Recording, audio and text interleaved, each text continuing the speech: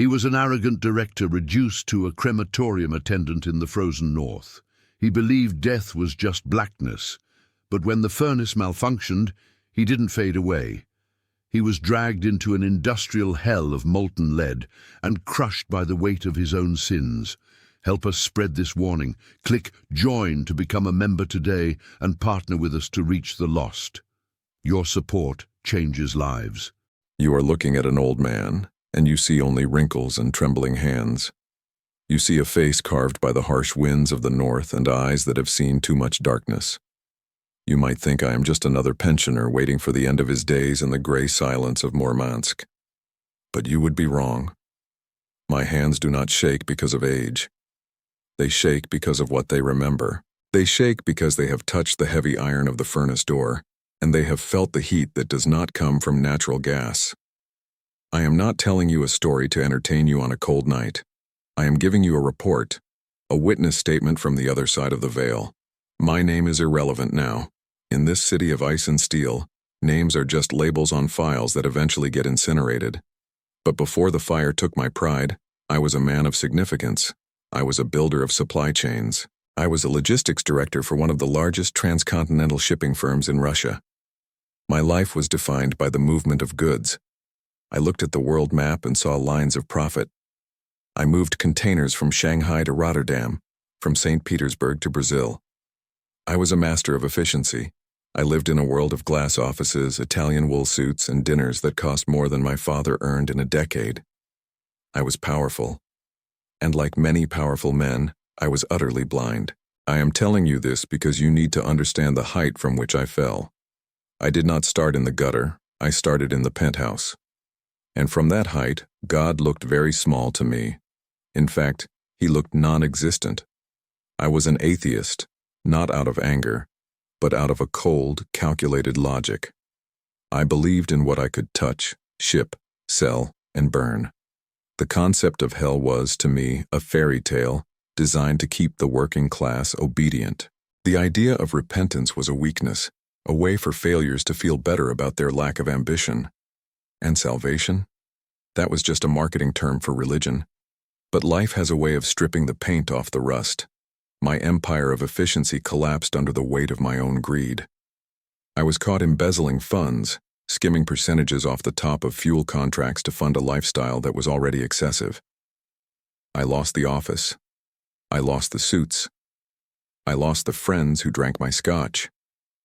I was prosecuted, disgraced, and left with nothing but a criminal record and a deep, festering bitterness. That is how I ended up here, in Murmansk, the largest city north of the Arctic Circle, a place where the sun refuses to rise for weeks at a time in the winter, a place where the cold is not just weather, it is a predator. With no other options, I took the only job that required no background check and no moral character. I became a crematorium attendant. From directing the flow of global commerce, I was reduced to directing the flow of organic waste. That is how I saw it. The bodies that came to my facility were not people. They were expired biological units. Carbon, calcium, water. My job was simple.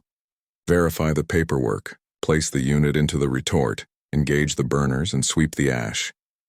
It was industrial, it was mechanical, and it suited my worldview perfectly. Every time I watched a body turn into gray dust, it confirmed my belief that there was no soul. There was no eternal life. There was only the switch being turned off, and then the recycling of matter. I worked the night shift. I preferred it. The facility was quiet save for the hum of the ventilation and the roar of the high-pressure gas jets. I would sit in the control booth drinking cheap black tea, reading old newspapers, and watching the temperature gauges. I felt a strange sense of superiority in that room. I was the gatekeeper of the void. I was the one who turned someone into no one. It was a Tuesday in mid-January. The date is burned into my mind like a brand. The weather outside was apocalyptic, even for Murmansk. A polar cyclone had descended on the Kola Peninsula. The wind was screaming against the corrugated metal walls of the crematorium, a sound like 1,000 wolves trying to tear the building down. The temperature had dropped to 35 degrees below zero. Inside, the industrial heaters were struggling to keep the ambient temperature above freezing.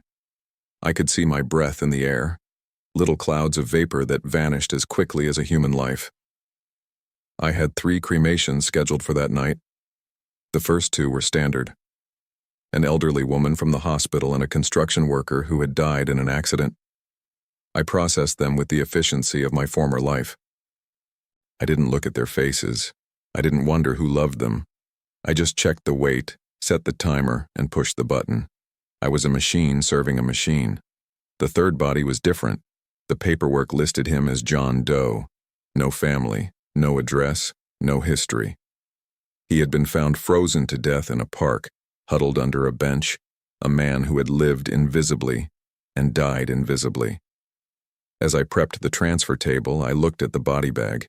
It was cheap plastic, cold to the touch. I unzipped it to verify the contents. A mandatory regulation. The man's face was twisted in a rictus of agony. His skin was blue-gray, frosted with ice. His beard was matted. He looked like the debris of society. I remember feeling a distinct surge of contempt. In my mind, this man was a failure. He had failed to secure resources. He had failed to survive. And now, he was my problem. I had to stay an extra 2 hours to process him. Useless, I muttered to the empty room. Even in death, you are an inconvenience. I pushed the heavy steel trolley toward the number 4 furnace. Furnace 4 was the oldest unit in the facility. It was a temperamental beast, prone to vibration and uneven heating, but the other units were undergoing maintenance. I didn't care.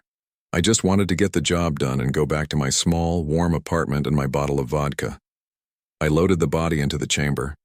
The heavy iron door swung shut with a dull thud that echoed off the concrete walls.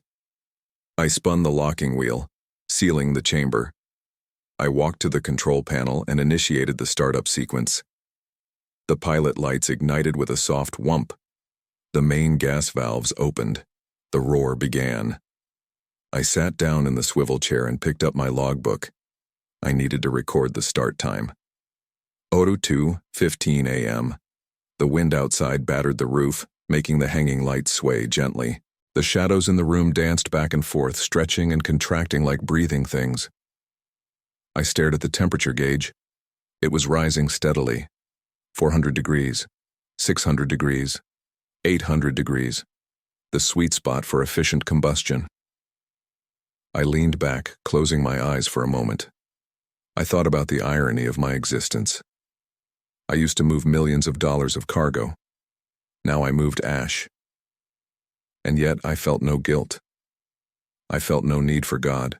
I was the master of my own little hell here on earth, or so I thought. Then the sound changed. It was subtle at first. A rhythmic thumping coming from the bowels of Furnace 4. Thump, thump, thump, thump. It sounded like a heartbeat. A heavy mechanical heart struggling to beat against a blockage. I opened my eyes and looked at the panel. The pressure needle was twitching. It wasn't in the red yet, but it was fluctuating in a way I hadn't seen before. I stood up, annoyed. "Piece of junk," I hissed. I walked over to the furnace to inspect the external valves.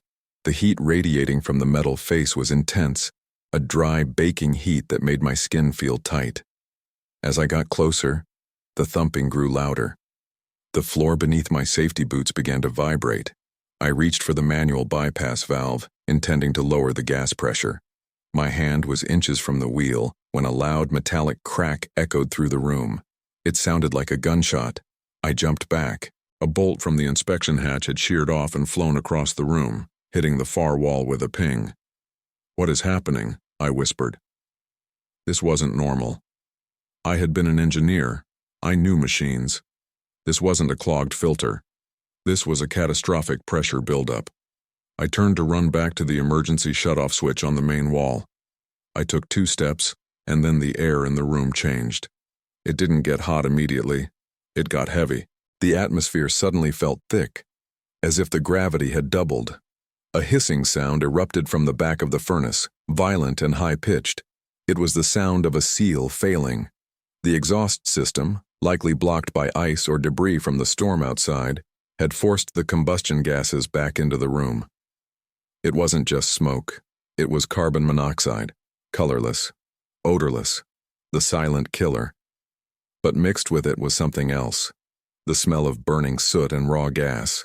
I lunged for the emergency button and slammed my palm against it. The red light flashed. The gas flow should have cut off instantly. The roar should have died down. It didn't. The furnace roared louder, defying the controls.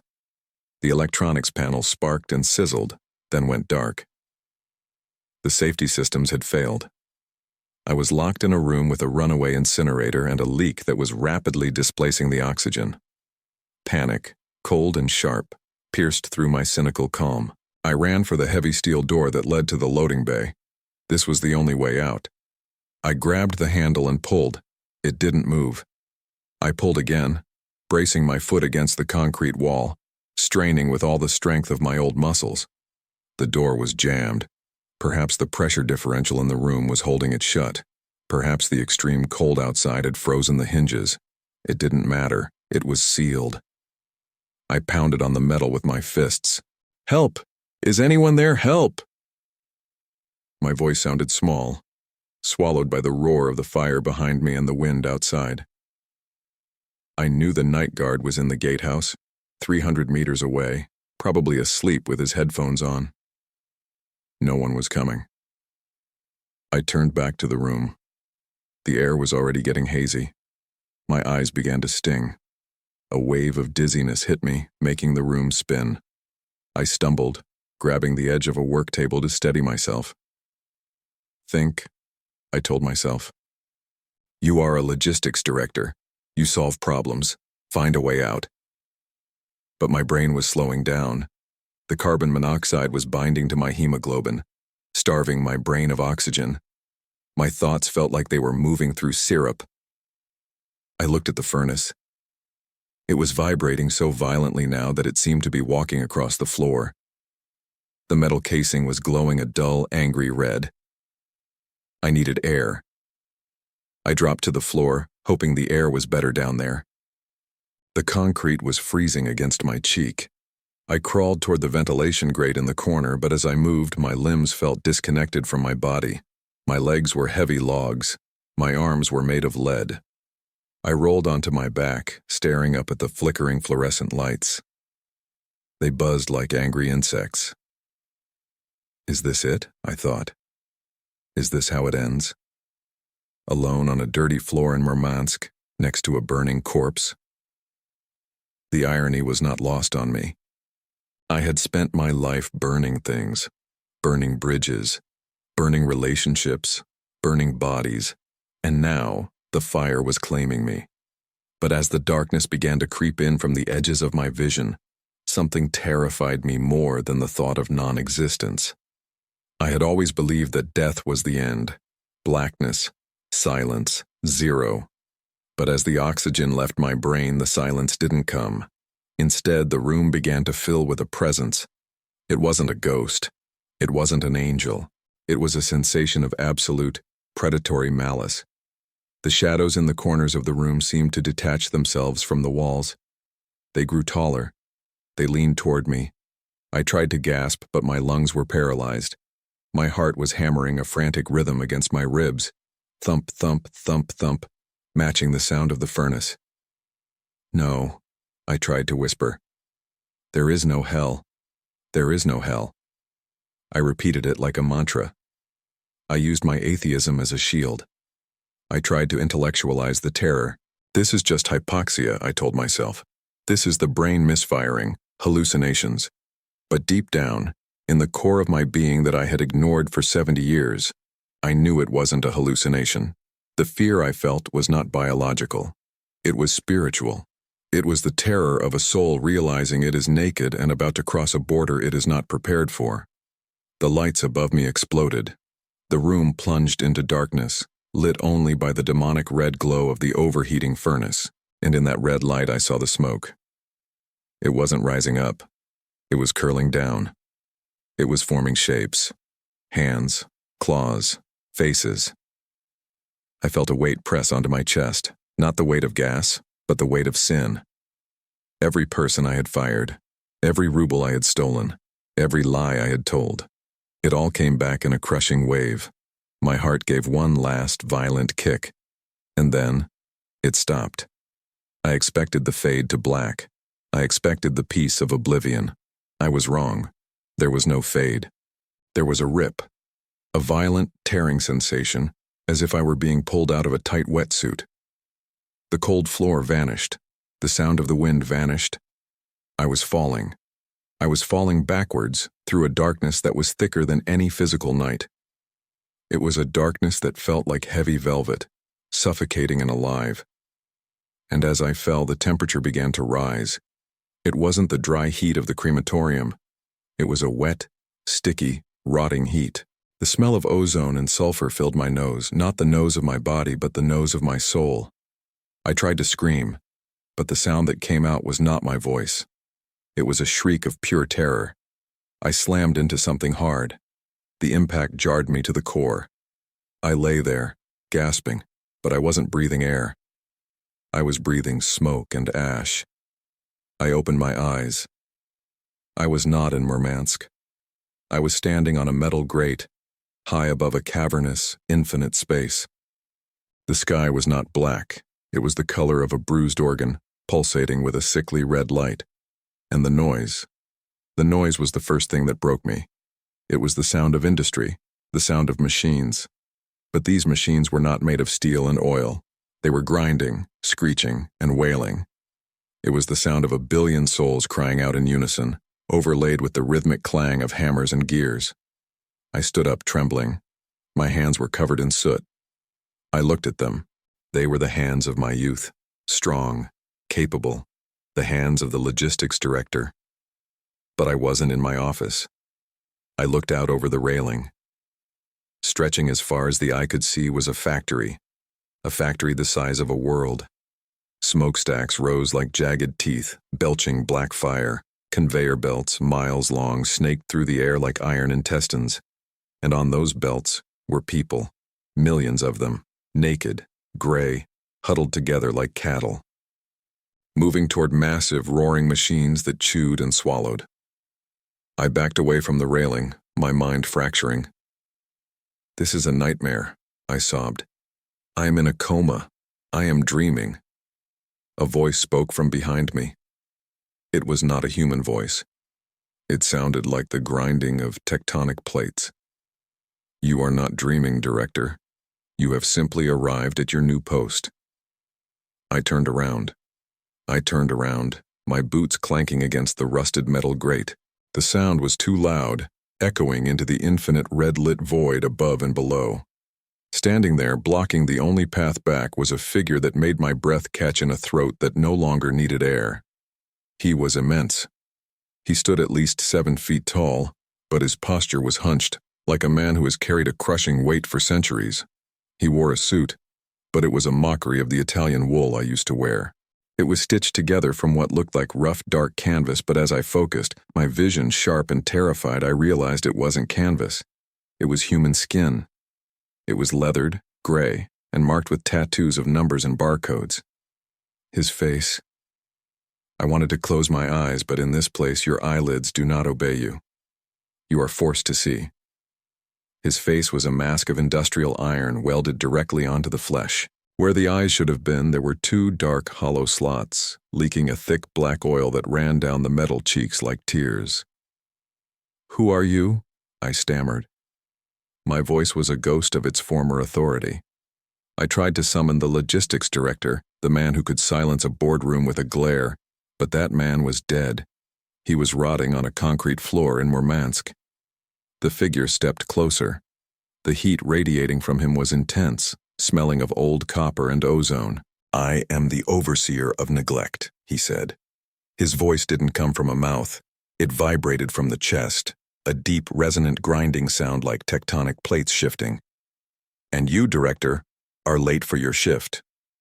"I don't work here," I yelled, backing away until my heels hit the edge of the grate. "I am a wealthy man. I have rights. I demand to see the manager." The overseer didn't laugh. Laughter implies joy, even a twisted one. He simply tilted his head, the black oil dripping from his eye slots onto the metal floor with a heavy splat. "There are no managers here," he rumbled. "There are only the guilty and the punishment. You spent your life building systems, didn't you? You loved efficiency. You loved optimizing the workflow. Look around you, Director. This is the ultimate efficiency. We waste nothing." He raised a hand that was a rusted mechanical claw, and swept it across the horizon. I looked, really looked, and my soul withered. The structure we were standing on wasn't just a random platform. It was part of a colossal, impossible machine. It looked like the inside of a clock the size of a galaxy, but a clock that was broken and rotting. Massive gears, some as big as cities, turned slowly in the distance. They ground against each other with a screeching sound that felt like a drill entering my ear canal. But they weren't turning on bearings. They were grinding on bone. "The architecture," I whispered, the engineer in me horrified. It's all wrong." "It is exactly as you designed it," the overseer said, stepping closer, forcing me to look at the walls of the canyon we were in. The walls were not made of stone or steel. I squinted through the reddish haze. The walls were uneven, jagged, and wet. I reached out a trembling hand to touch the surface near the walkway. It was cold, hard, but it wasn't rock. It was salt, millions upon millions of calcified crystals, packed together to form a structure that stretched up into the smoke. "Tears," the overseer said, answering the question I was too afraid to ask. "The walls of hell are built from the tears of the ignored. You contributed many bricks to this fortress, Director. The tears of the families you evicted, the tears of the workers you fired, the tears of the women you used. They hardened, they calcified, and now they enclose you." I pulled my hand back as if I had been burned. The realization hit me with the force of a physical blow. This wasn't a random dungeon. This was a custom-made prison. I had been the architect of my own torment without even knowing it. "I didn't know," I pleaded, my voice cracking. "I was just doing business. It was just numbers." The overseer moved with terrifying speed. His claw snapped around my neck, lifting me off the grate. He held me over the abyss. I kicked my legs, dangling over a drop that went down for miles, down into a glowing red fog where I could see shapes moving, shapes that looked like writhing maggots but were the size of trains. "Business?" the overseer roared, and the sound shook the walkway. "Sin is the only business that matters. You traded in lives. You traded in time. You thought you were moving cargo. You were moving souls toward destruction, including your own."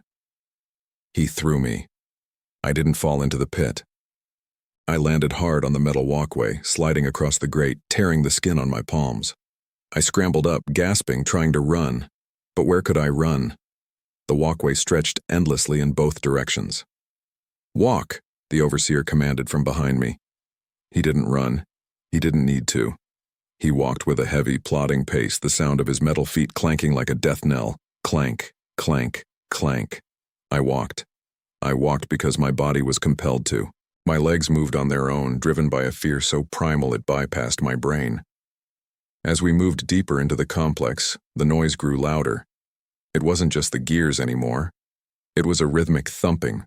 Thump, thump, thump. It sounded like the heartbeat I had heard in the crematorium, but magnified 1,000,000 times. "What is that?" I covered my ears, but the sound vibrated through my hands. "That is the sound of wasted time," the overseer said, his voice echoing in my head. "Every second you spent in selfishness, every minute you spent in greed, every hour you spent ignoring the truth. It accumulates. Here, time is not a river, it is a hammer." We passed a section of the factory where the wall had collapsed, revealing a vast chamber inside. I looked in, and I wished I hadn't. Inside the chamber were thousands of people.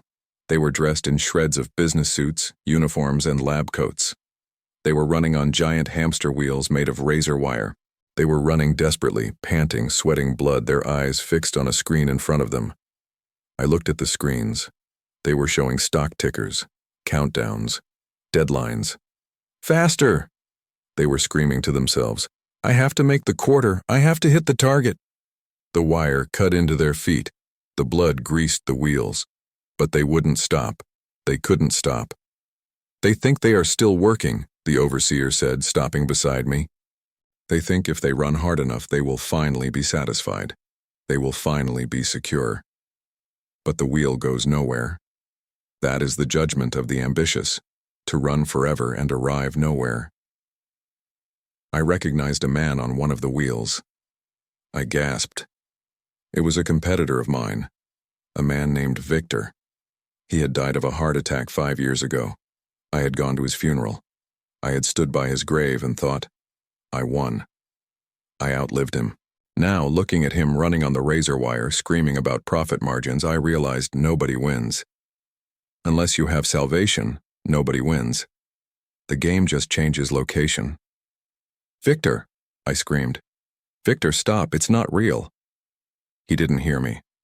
He was locked in his own private loop of avarice. The overseer grabbed my shoulder, his claw digging into my flesh. He cannot hear you. He is deafened by his own desires, just as you were. He shoved me forward again. Move. We are approaching the sorting floor.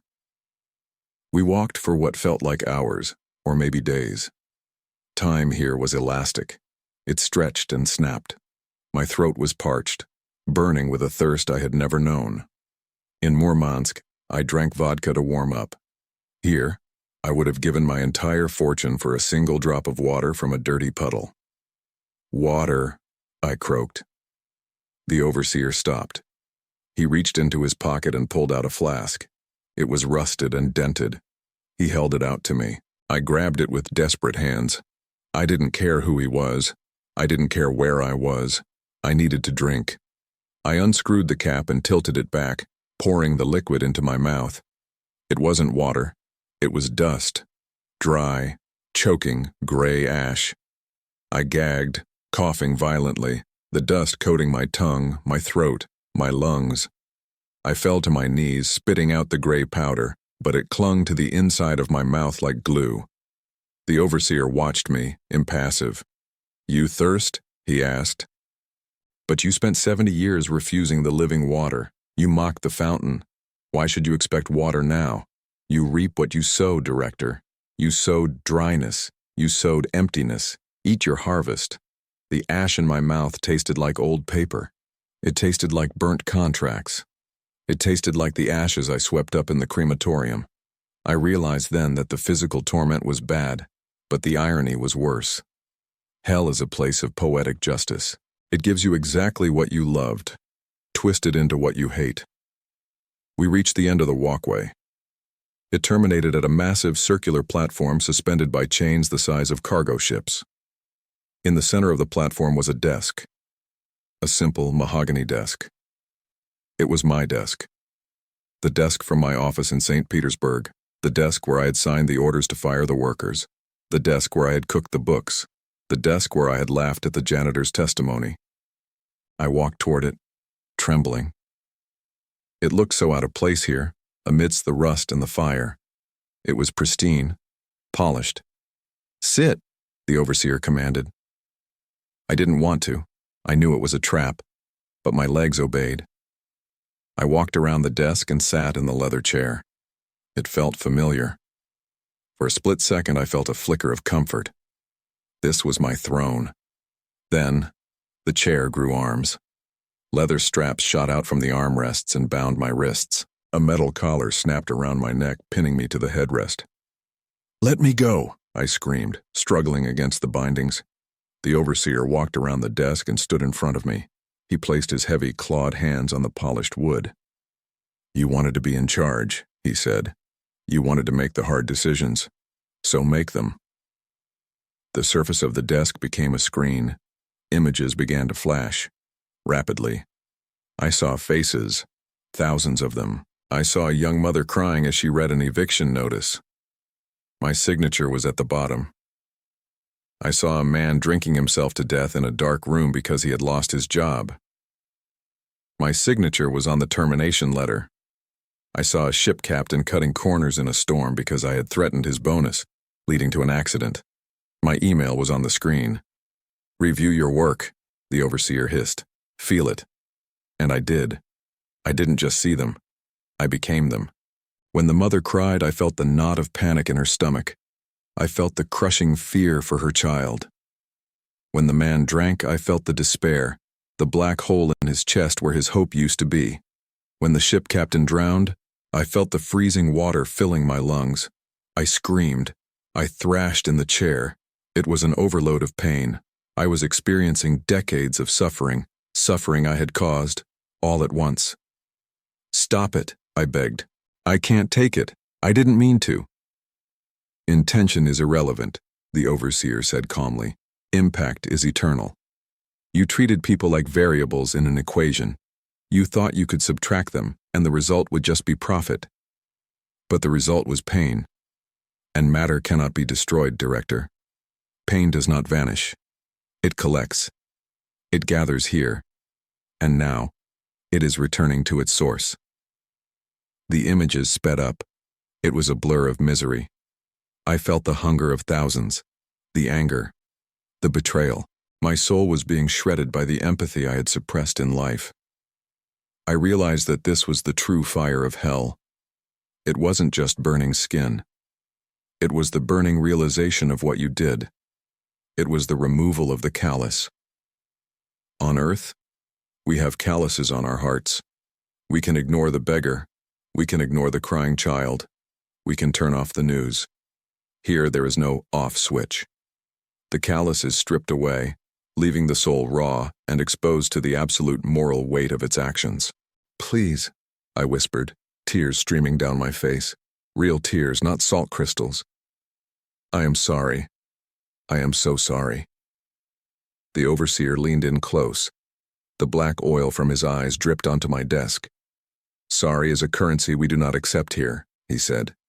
"Repentance requires a will that is free. You are no longer free. You are processed." The straps released me suddenly. I fell forward onto the desk, weeping. I wanted to stay there. I wanted to hide under the mahogany. But the floor beneath the desk began to tilt. The circular platform was unhinging. "Your shift at the desk is over," the overseer announced. "You have failed the performance review. You are no longer management. You are now waste." The platform tilted to a 45-degree angle. The desk slid off, tumbling into the abyss. I scrambled, clawing at the grate, but there was nothing to hold on to. "Where are you sending me?" I screamed, sliding toward the edge.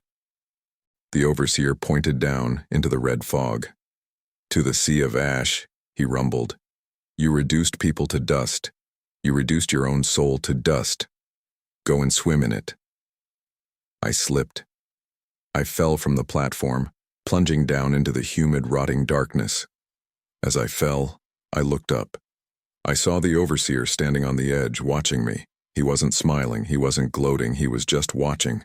Like a man watching a bag of garbage drop into a chute. The wind rushed past my ears, roaring like the storm in Murmansk. But this wind was hot. It burned my skin like sandpaper. I fell past the giant gears. I fell past the cages of the runners. I fell past the weeping walls. And as I fell, I saw the ground approaching. But it wasn't solid ground. It was a gray, shifting ocean. It moved like water, but it was dry. It was a desert that behaved like a sea. It was the sea of ash. I hit the surface not with a splash, but with a soft, suffocating thud. The impact didn't break my bones, but it buried me. I sank immediately. The ash was fine, like flour. It filled my nose. It filled my mouth. It filled my ears. It was everywhere. It was warm, pulsating with a faint residual heat. I kicked, trying to swim up. Panic, sharper and more violent than before, seized me. I was buried alive. I clawed my way to the surface, gasping, spitting out gray clouds. I looked around. I was in a vast gray wasteland. The sky was gone. The factory was a distant ceiling of red lights miles above. Around me, the ash stretched to the horizon, and I wasn't alone. The sea was moving because it was full of people. Thousands of heads were bobbing in the gray drift. They were struggling. They were swimming. They were trying to build things. I saw a man near me trying to pack the ash into a shape. He was trying to build a tower. He packed it tight, his hands frantic. But the moment he let go, the ash crumbled back into dust. He screamed in frustration and started again. "Why?" I whispered, spitting ash. I looked at my own hands. I felt a compulsion, an irresistible urge. I needed to build. I needed to organize. I needed to make something stand. I grabbed a handful of ash. I started to pack it. I knew it was futile. I knew it wouldn't hold. But I couldn't stop. I was the logistics director. I had to build. Even if all I had was dust, I knelt in the gray drifts, my hands moving with a frantic, jerky speed that I could not control. I was a man possessed by the memory of his own competence. I was the logistics director. I built systems. I created order out of chaos. That was who I was. That was my God. And so even here, in this wasteland of pulverized ruin, my soul tried to perform its old tricks. I gathered the ash. It was warm and soft, like flour that had been sitting in an oven. I piled it up. I patted it down. I was trying to build a wall. A simple perimeter wall for a distribution center. It was the most basic structure imaginable. "Stay," I whispered, my voice raspy and dry. "Just stay." I packed the dust tight. For a second it held its shape. A small mound. A shadow of a structure. A flicker of pride sparked in my chest. "See?" I thought. "I can still do it. I am still capable." Then, a wind blew. Not a strong wind. Just a sigh of hot air from the distant factories. The wall disintegrated. The ash simply fell apart, sliding back into the shapeless drift. I screamed. It wasn't a scream of pain. It was a scream of frustration so pure it felt like a knife in my gut. I grabbed the ash again. I started over. "I will build it," I yelled at the empty gray sky. "I am a builder, I am not waste." I looked to my left. A few yards away, a woman was doing the same thing. She was wearing the tattered remains of a ball gown. She was trying to sculpt a face out of the ash, a child's face. She would form the nose, the eyes, and then the chin would crumble. She would weep, dry, hacking sobs that produced no tears, and start again. "It never stays," she whispered to me, not stopping her work. "It never stays."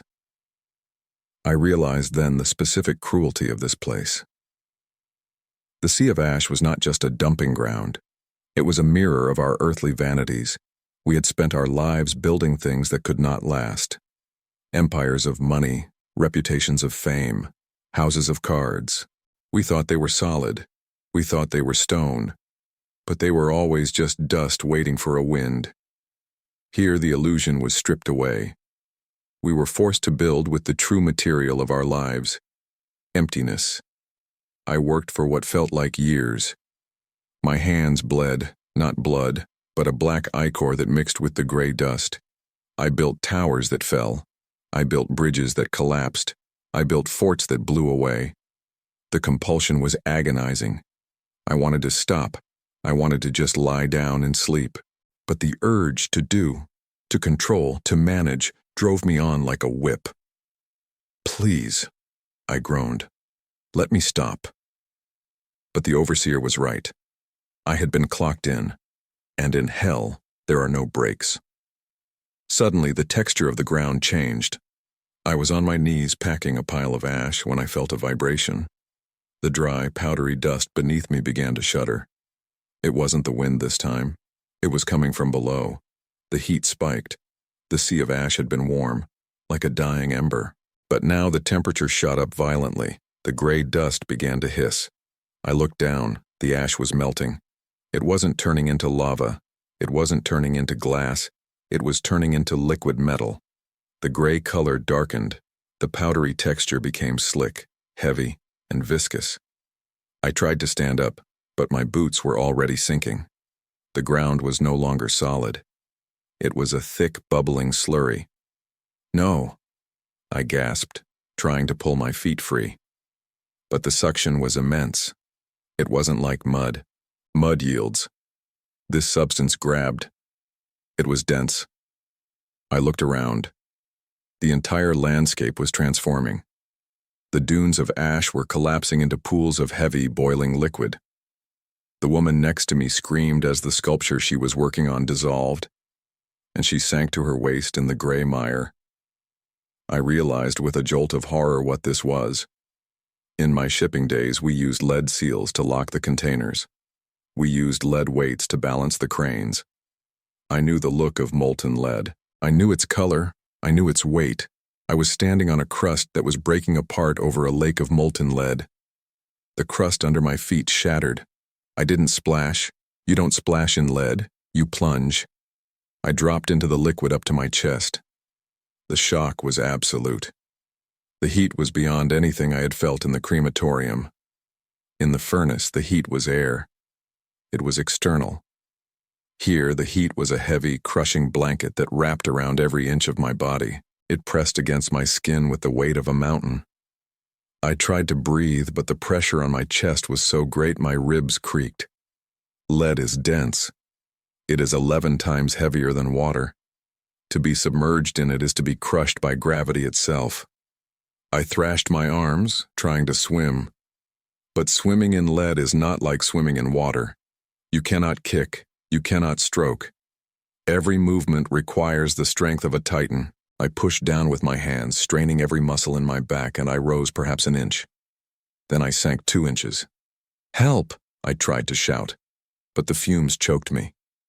The air above the lake was filled with toxic vapor, heavy metals that tasted of battery acid and old coins. I looked around the vast, bubbling lake. I wasn't the only one struggling. The lake was full of heads. I saw men in military uniforms, their medals melting into their chests. I saw men in clerical robes, their gold crosses dragging them down. I saw men in suits like mine. We were the heavy ones, the leaders, the bosses, the ones who had placed burdens on others. On Earth, we had been the ones to say, "Work harder." We had been the ones to say, "Carry this." We had put the weight of our ambition on the shoulders of the poor, the weak, the employees. We had weighed them down with debts, with impossible quotas, with fear. Now the spiritual weight of our sin had become physical. "Swim!" a voice hissed in my ear. I spun around, slowly, fighting the drag of the lead. Drifting near me was a man I recognized. It was the CEO of a rival logistics firm, a man named Dmitri. He had been a ruthless shark in St. Petersburg. He had destroyed unions. He had bribed judges. He looked at me with eyes that were boiling in their sockets. "Swim, Director," Dmitri gurgled, the heavy gray liquid splashing against his chin. "The shore is just there. See it?" I looked where he pointed. In the distance, through the poisonous fog, I saw a shoreline. It looked like solid rock. It looked like safety. I can't," I gasped. "It's too heavy." "You have to," Dmitri whispered. "If you stop moving, you sink. And if you sink—" He didn't finish. He just looked down into the opaque gray depths beneath us. I fought. I fought with the desperation of a drowning animal. I clawed at the surface of the lead. My muscles screamed. My tendons felt like they were snapping. I focused on that distant shore. "Just get to the rock," I told myself. "If I can get to the rock, I can rest." I pushed past Dmitri. I didn't offer to help him. I couldn't. In hell, there is no charity. There is only survival. And even that is a lie. I moved inches at a time. The heat was cooking me from the outside in. My skin felt like it was sloughing off. But worse than the pain was the heaviness.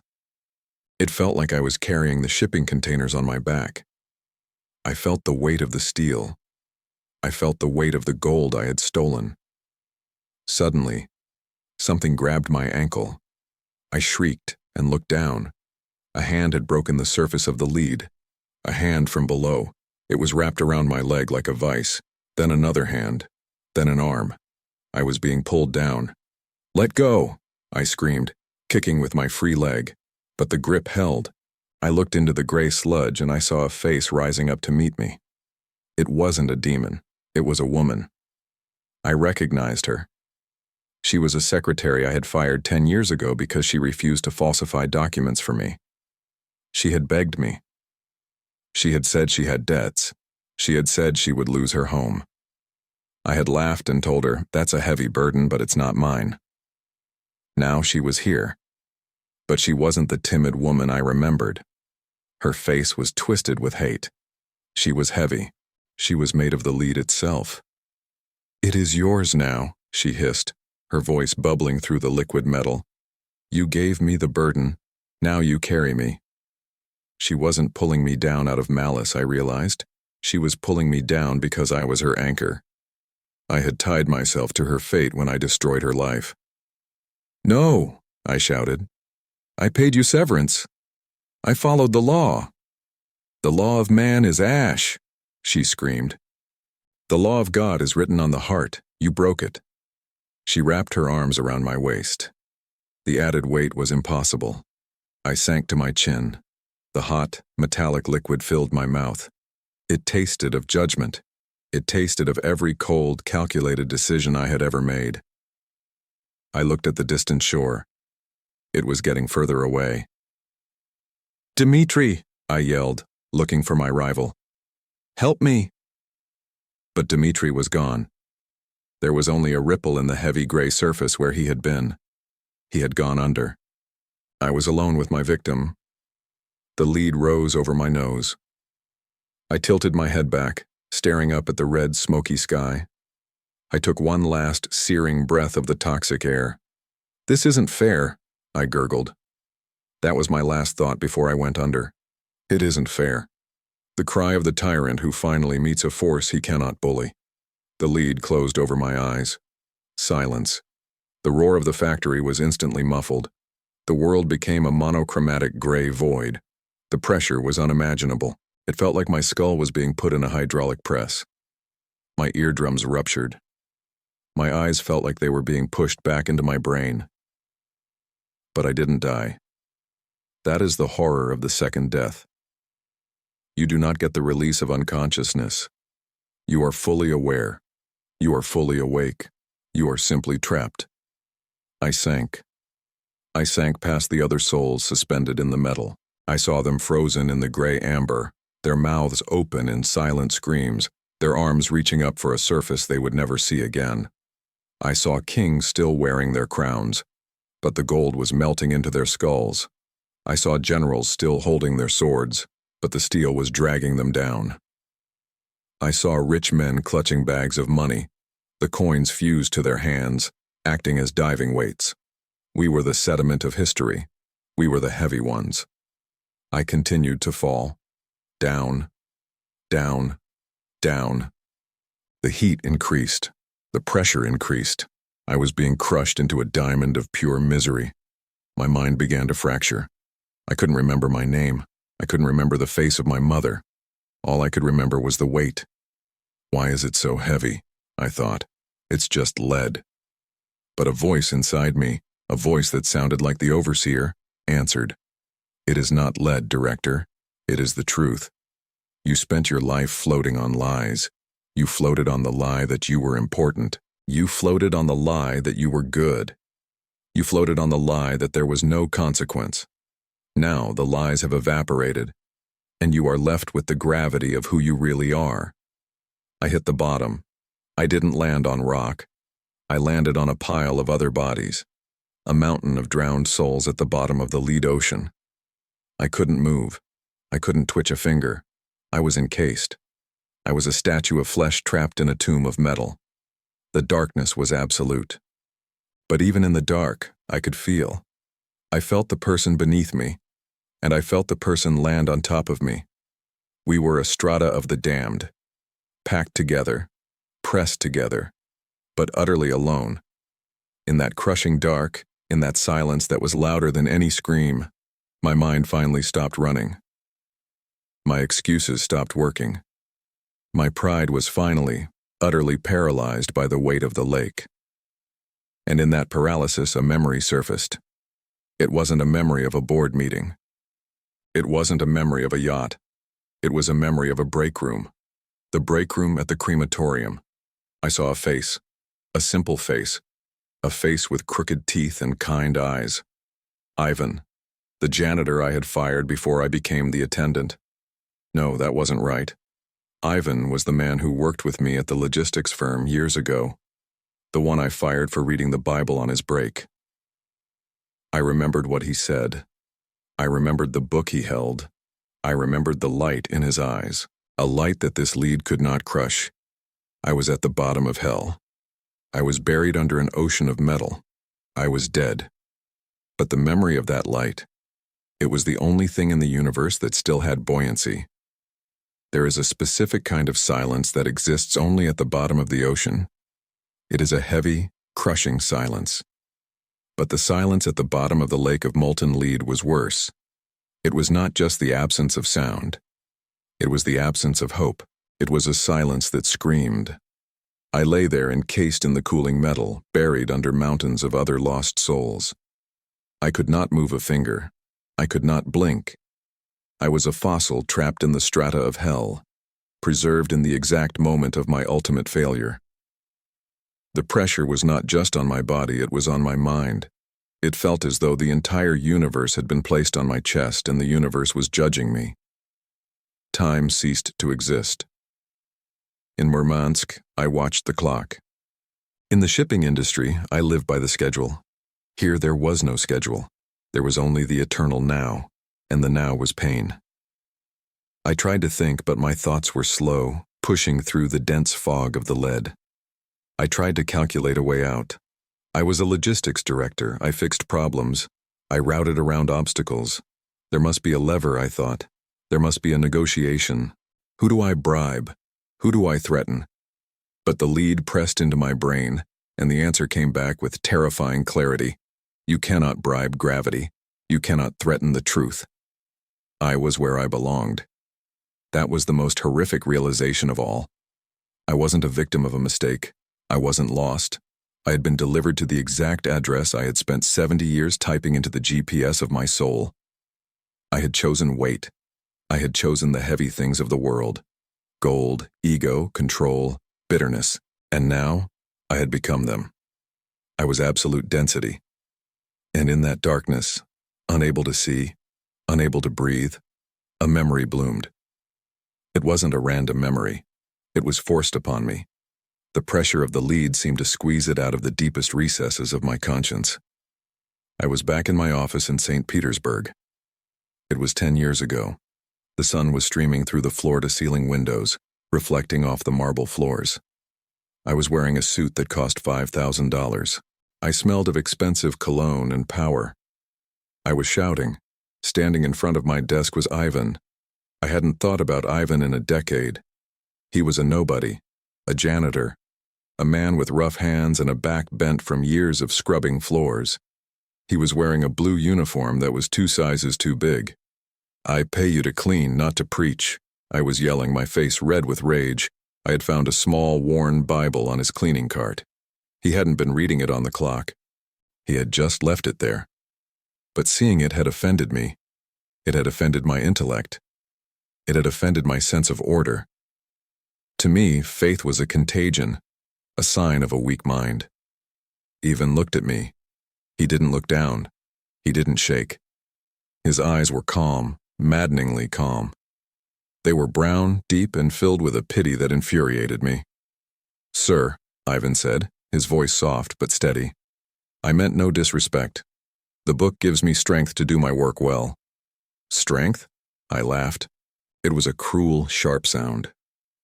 "Strength is numbers, Ivan. Strength is leverage.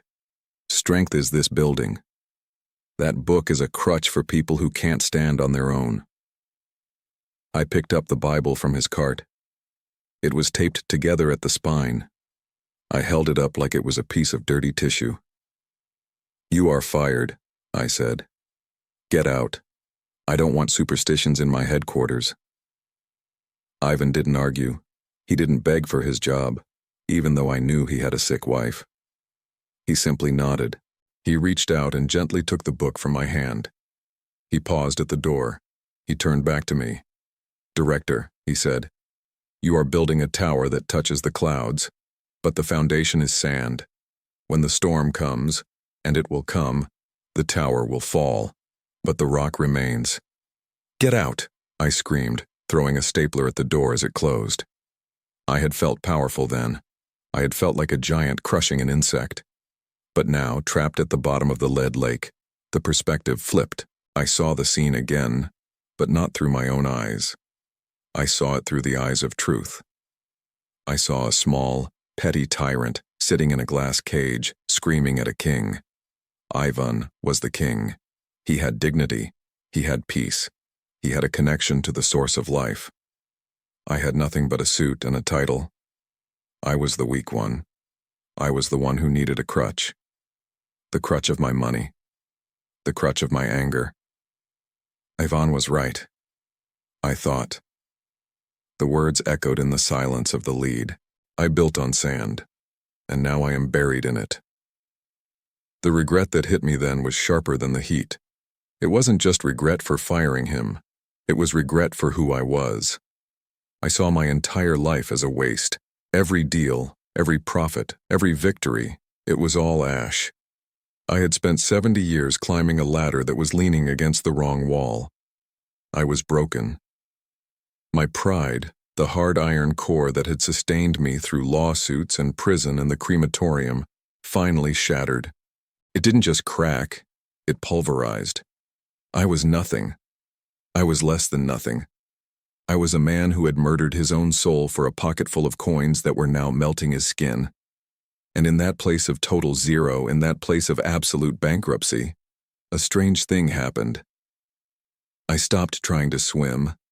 I stopped trying to argue. I stopped trying to be the logistics director. I simply surrendered. "I am sorry," I whispered in my heart. My lips were sealed with lead, so I had to speak with the will. "I am sorry, Ivan. I am sorry to the woman in the lake. I am sorry to the mothers. I am sorry to the poor." But apologizing to them wasn't enough. I realized that my sin wasn't just horizontal, against people. It was vertical. It was against the architect of the universe. I had taken the life he gave me and used it to spread darkness. I remembered the name Ivan had used, the name of the rock. It was a dangerous name, a name I had mocked, a name I had used as a curse when a crane broke down. Jesus. I was afraid to think it. I was afraid that if I thought it here, in the heart of the enemy's territory, the pain would increase. I was afraid the overseer would hear me. But what did I have to lose? I was already dead. I was already at the bottom. I gathered every ounce of energy left in my crushed spirit. I focused all my pain, all my regret, all my fear into a single point. Jesus. My soul screamed it. It wasn't a religious chant. It wasn't a polite request. It was the scream of a man falling off a cliff. Jesus, if you are real, if you are who Ivan said you are, do not get me out. Just forgive me. I don't deserve to leave this place. I deserve this lead. But please take the dirt off my soul before I rot here forever. It was a prayer of total repentance.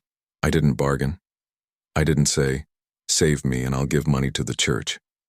I didn't say, I'm not that bad. I admitted the verdict was just.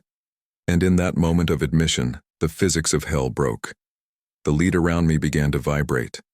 It started as a low hum, deep in the metal. Then it grew violent. The heavy, viscous liquid that was crushing me began to churn. It wasn't boiling from heat. It was recoiling. The darkness above me, which had been absolute, tore open. It didn't open like a door. It shattered like glass. A beam of light pierced the ocean of lead. It came from an infinite height, cutting through the red smog, through the crust, through the depths. It was a light so intense, so pure that it shouldn't have been able to exist in this place of shadows. It was white, but also gold, and blue, and violet. It was a light that had weight. It had substance. It hit the lead, and the lead fled. The molten metal hissed and evaporated. terrified of the purity. The beam slammed into the mountain of bodies I was buried under. The other souls, the ones who had not cried out, were pushed aside by the force of it. The light found me. It hit my face. I expected it to burn. I expected to be vaporized. I was a creature of darkness now. Surely the light would destroy me. But it didn't burn. It washed. The moment the light touched me, the suffocating pressure vanished. The heat vanished. The pain that had been tearing my mind apart was silenced. I felt a sensation I hadn't felt in 50 years.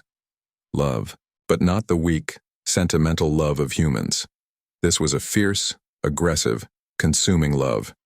It was a love that said, "You are mine." I looked up into the column of light. Descending through the tunnel it had carved in the lead was a hand. It was not a giant hand. It was a human hand. It was scarred. It was rough. It looked like the hand of a worker, a carpenter, but it glowed with the power of 1,000,000 suns. It reached down into the muck. It reached past the layers of my sin. It reached past the logistics director. It reached past the crematorium attendant. It grabbed me, the real me, the frightened child inside the old man. The grip was iron. It was unbreakable. Ivan's prayer was heard. A voice spoke. It didn't come from ears. It bloomed inside my chest. It was the voice of many waters, thunderous yet gentle. But your cry unlocked the door. I am too heavy, I thought. I have too much gold, too much guilt. You can't lift me. The voice chuckled. It was a sound of triumphant joy. My cross outweighed your lead 2,000 years ago. He pulled. The sensation of ascent was violent. I was ripped from the bottom of the pit. The lead tried to hold on to me. The woman I had wronged tried to grab my ankle again. The darkness tried to seal the breach. But nothing could stand against that hand. I shot upward. I flew past the drowning kings. I flew past the swimming CEOs. I saw Dmitri, still struggling in the gray sludge. He looked up, his eyes wide with shock as he saw me, the sinner, the wretch, being lifted by the glory. How? His soul seemed to scream. He is worse than me. And the answer trailed behind me like a comet's tail. Grace is not for the good. Grace is for the dead who know they are dead. We breached the surface of the lake. I exploded out of the sea of ash, carried in the palm of that hand. The air changed instantly. The smell of sulfur and rotting meat was replaced by the smell of ozone, lightning, and cedar. We rose higher. I looked down. The factory of hell was shrinking below me. I saw the overseer standing on the shore of the Lead Lake. He was looking up, shielding his oil-leaking eyes from the blinding brilliance of the rescue. He looked small. He looked pathetic. He roared in frustration, a sound of grinding gears and collapsing metal. He shook his claw at the light, but he could not pursue. His jurisdiction ended where the blood began. I saw the conveyor belts. I saw the weeping walls. I saw the hamster wheels. It all looked like a broken toy set now. The terrifying majesty of the industrial hell was revealed for what it really was. A basement. A dark, damp, limited basement. And I was going up to the roof. The speed increased. The red light of the underworld faded, replaced by a deep, velvety blue, then a star-filled void. I felt a change in my being. The soot was falling off me. The scars on my soul were closing. The logistics director was being shed like a dead skin. I looked at the wrist of the hand that held me. I saw the hole, the mark of the nail. It was a jagged, ugly wound in the middle of perfection. And I realized that wound was the only reason I wasn't at the bottom of the lake. That wound was the portal. That wound was the receipt for my debt. I wept. Not from pain, but from a gratitude so overwhelming it felt like my heart would burst. "Thank you," I sobbed. "Thank you. Thank you." "Do not forget," the voice said, and it was growing quieter now, as if I were moving away from it or toward something else. "The fire is real. The lead is real. But I am the door. Go back and tell them." "Tell them what?" I asked, panic rising. "Don't send me back. I want to stay with you." "Tell them," the voice whispered, that the weight can be dropped. The light became blinding white. It filled my vision. It filled my mind. It erased the factory. It erased the lead. Then came the cold, a shock of freezing, biting cold. My chest convulsed. My ribs cracked.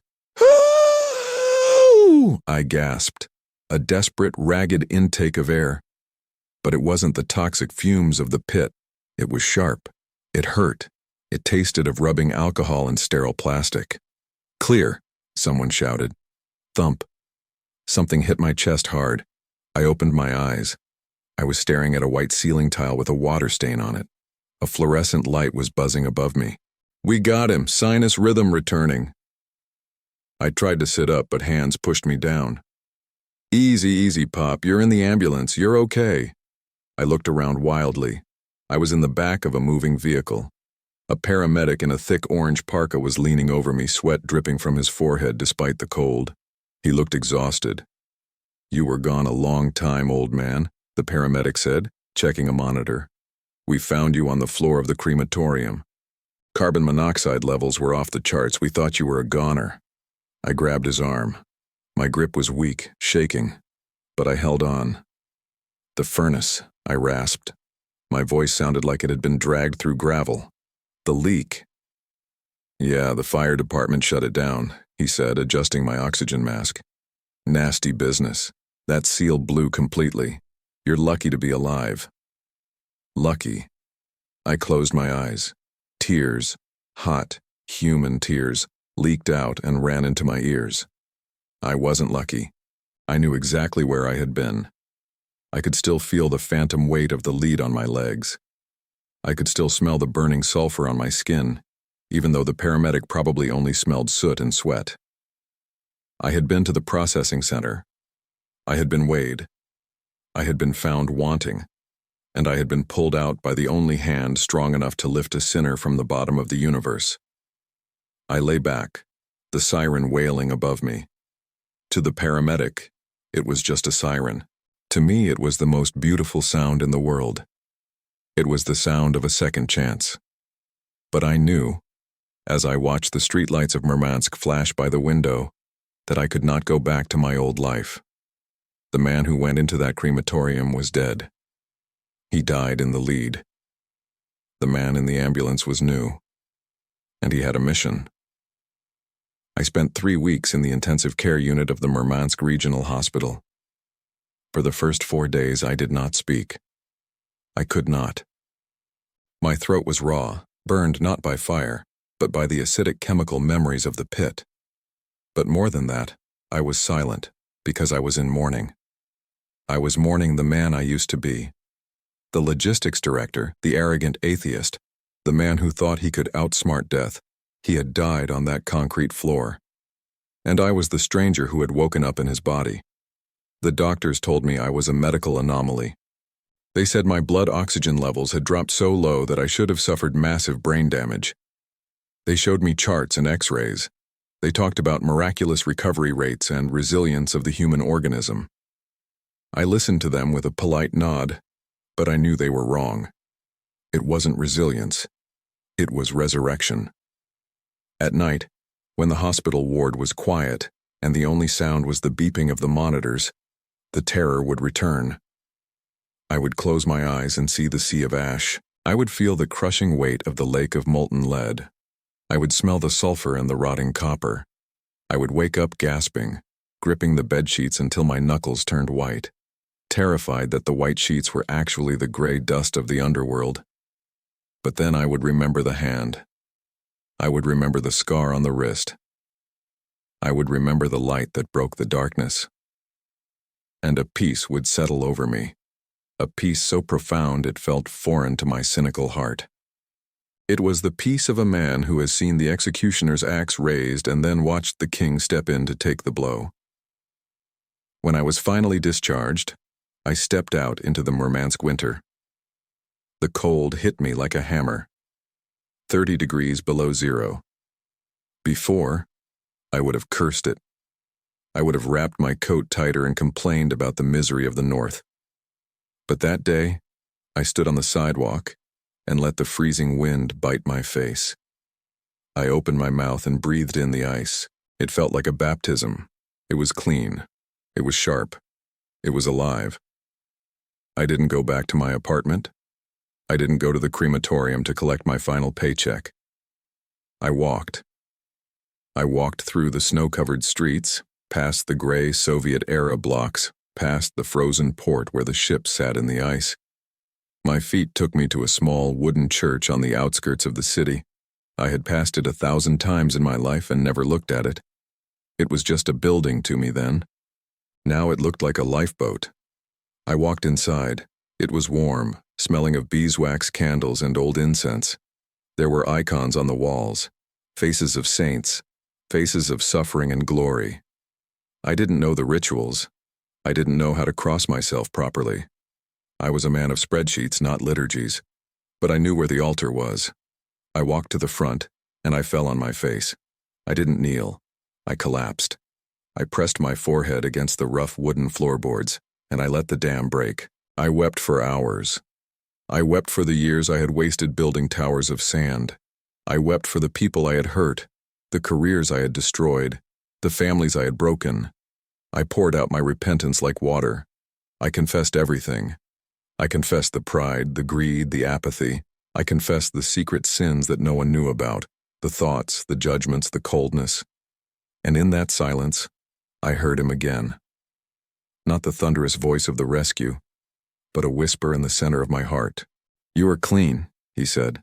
"Go and build something that lasts." I left the church a different man. I knew I couldn't go back to logistics. I couldn't go back to moving cargo for profit. And I certainly couldn't go back to the crematorium. I could never look at a dead body again and see waste. I knew now that every body is a seed, and when it is planted in the earth, the soul has already traveled to its harvest. I needed a new profession. I needed a simple profession. I needed to serve. I found a job at a state-run hospice facility. It is a place where people go to die. It is underfunded, crowded, and smells of disinfectant and decay.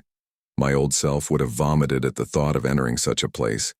My old self would have called it a warehouse for the expired, but my new self saw it differently.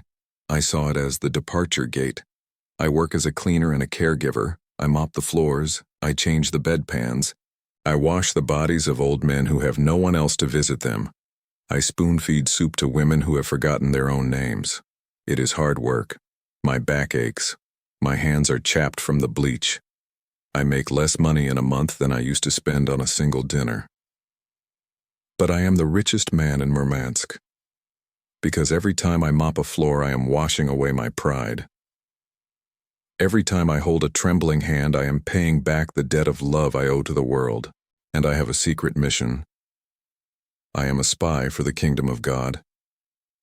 When the doctors leave the room, when the family members go home to sleep, I pull my chair close to the bedside of the dying.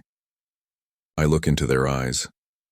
Eyes that are often filled with the same fear I felt in the crematorium. The fear of the unknown. The fear of the dark. And I tell them my story. I tell them about the factory. I tell them about the overseer. I tell them about the sea of ash and the lake of lead. I don't sugarcoat it. I don't make it sound like a fairy tale. I tell them the brutal, industrial truth of hell. I tell them, you are packing your bags for a trip, my friend, and you are carrying too much luggage. The lead you are holding, the anger, the unforgiveness, the sins you think are secret, it will sink you. Some of them get angry. Some tell me to get out. But many of them listen. They listen because they can see the shadow on my face. They can see that I am a man who has been to the funeral of his own soul. I tell them about the light. I tell them about the hand with the scar. I tell them that it is not too late, even in the final breath, to call out the name. I remember one man, a former military officer, hard as nails, an atheist like I was. He was dying of cancer, and he was terrified, though he tried to hide it with anger. "There is nothing," he yelled at me one night. "Just the worms. Leave me alone." I sat with him. I took his hand, his cold, bony hand. "There are no worms where you are going, General," I whispered. "There is only the fire or the Father. The logistics are set, but you can change the destination." I prayed with him. I pleaded with him to drop his rank, to drop his pride. And just before he passed, I saw the tension leave his face. I saw a tear slide down his cheek. He squeezed my hand and whispered, "Jesus." That single word was worth more to me than all the shipping contracts I ever signed. That was a soul snatched from the conveyor belt. That was a victory. I tried to find Ivan, the janitor I had fired years ago. I wanted to fall at his feet and beg for his forgiveness. I wanted to tell him that his prayer had worked, that the tower on the sand had fallen, but the ruin had been rebuilt by the rock. I tracked down his old address. I found his widow living in a small, drafty apartment. She told me Ivan had died 3 years ago. My heart broke. I had missed him. I would never be able to look him in the eye in this world. But she told me something else. She told me that Ivan prayed for me every day until the end. She said he used to say, "The director is a strong man, but he is carrying a heavy stone. Lord, break the stone so he does not drown." I stood in her doorway, an old man in cheap clothes, and I wept again. I gave her all the money I had saved from my new job. It wasn't much, but it was everything I had. It wasn't charity, it was restitution. Now I am tired. My shift at the hospice is long, and my body is failing. The Murmansk winter is hard on old bones. But I do not fear death. I know what happens when the heart stops. I know about the vacuum. I know about the tunnel, but this time, I know I will not fall. I carry a mark on me. It is not visible to the human eye, but I feel it. Whenever I start to judge someone, whenever I start to feel that old spark of superiority or greed, I feel a phantom heat in my legs. I feel the heavy, crushing pressure of the molten lead around my chest. It is a warning. It is a reminder from God. It tells me, remember where you belong. Remember who saved you. And the heat vanishes, replaced by the cool, clean sensation of grace. I am sharing this testimony with you now because the world is getting darker. I see it in the news. I see it in the eyes of the people I pass on the street. Everyone is building. Everyone is rushing. Everyone is trying to be a director of their own life. We are building towers of technology, towers of money, towers of self. But the foundation is ash, and the storm is coming. Listen to the warning of a man who has seen the blueprint of the other side. The universe is not a chaotic accident. It is a moral system. It has an architect, and it has a waste management system for everything that refuses to align with the truth. You do not want to go to the factory. You do not want to meet the overseer. You do not want to swim in the lead. The debt you owe is too heavy. You cannot pay it. You cannot work it off. You cannot swim your way out. But the bill has been paid. The check has been signed in blood. Before I finish, I want to ask you something. If you are sitting there feeling the weight of your own life pressing down on you, the guilt, the fear, the emptiness, do not ignore it. That weight is real, and it will drag you down unless you hand it over. Please, before the screen goes dark, before you scroll away, make a choice.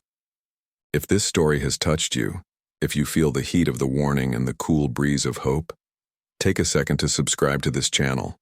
Join us. We are all just survivors of the shipwreck, helping each other swim to the shore. My name was written in the book of the dead. I was cargo destined for the fire, but a carpenter stepped into the furnace. He took my place on the conveyor belt. He drank the lead cup so I could drink the living water. My name is Ivan's friend. That is the only title I want now. I am an old man in a cold city, mopping floors and waiting for the call. But when that call comes, I will not be afraid. I will not look at the darkness. I will look for the hand, and I will go home. God bless you. And please, check your foundation.